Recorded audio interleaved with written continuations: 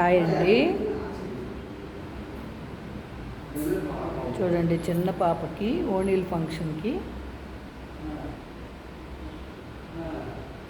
కింద బ్యాక్ కూడా ఇచ్చాము. నెక్కే కాదు, చూడండి మొత్తం లవంగం కుట్టు, బీడ్స్,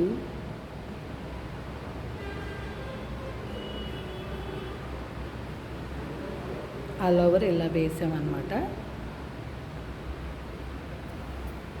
చాలా బాగుంది కదండి.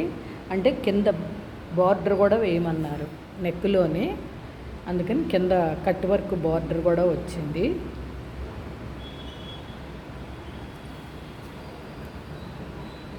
టోటల్గా ఇలా వచ్చింది ఫ్రెండ్స్.